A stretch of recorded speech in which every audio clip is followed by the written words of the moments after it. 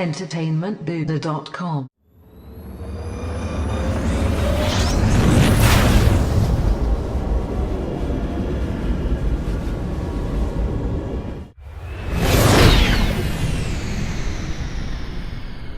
Hey everyone, Matt Haywood here from entertainmentbuddha.com Star Wars Time podcast show. That's right, we're here to talk about Star Wars Rebels, in particular the most recent episode, which was titled In the Name of the Rebellion. Reason we're talking about this is because Star Wars Rebels In the Name of the Rebellion is a Rogue One prequel.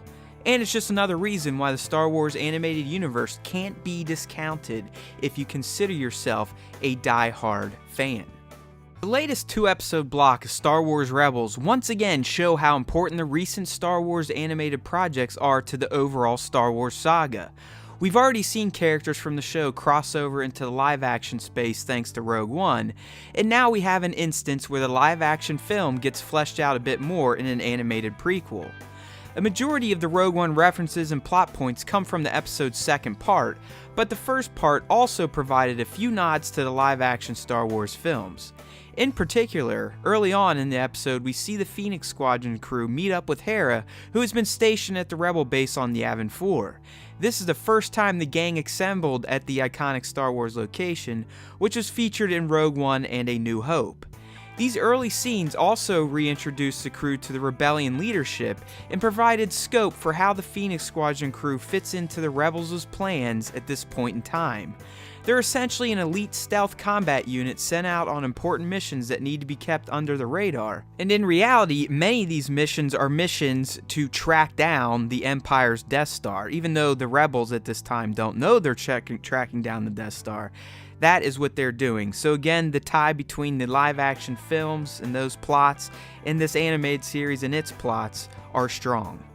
More importantly, this first episode exposed why the Rebellion is at odds with Saw Gerrera by the time Rogue One comes around.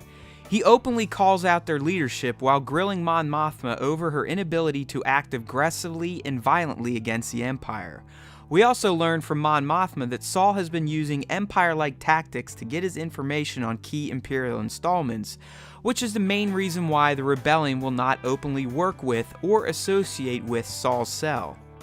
These moments really help to set the stage for the Rogue One plot point fest in the second part, which featured a mission by Saul, Ezra, and Sabine to find the Empire's secret weapon Saul has been prodding the rebels about.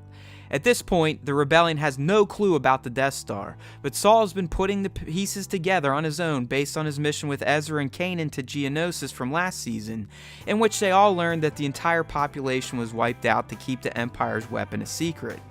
With Saul's information, they track down a civilian freighter that happens to be transporting a massive kyber crystal, as well as civilian prisoners. Obviously, to longtime fans, it's clear that this massive crystal is to be used for the Death Star's weapon, but at this point in the saga, the Rebels only have an idea on what a crystal of this size could do if it was weaponized.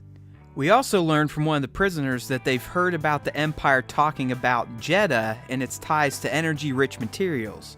So another tie to Rogue One is casually referenced in this episode.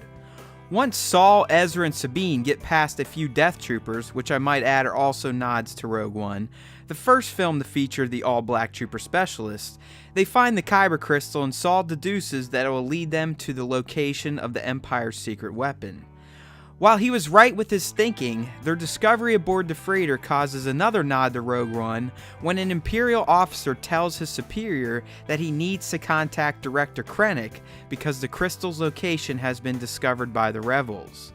Due to this, the freighter pulls out of hyperspace early and is met by a Star Destroyer. Realizing that the gig is up and that he didn't find the secret weapon he was so searching for, Saul decides to blow the crystal to smithereens, which also takes out the Star Destroyer. In 2 short episodes of Star Wars Rebels, we were treated to many nods to Rogue One in the live-action Star Wars movie universe. We saw the Phoenix Squadron make its way to Yavin 4. We found out exactly why Saul isn't part of the Rebellion at large.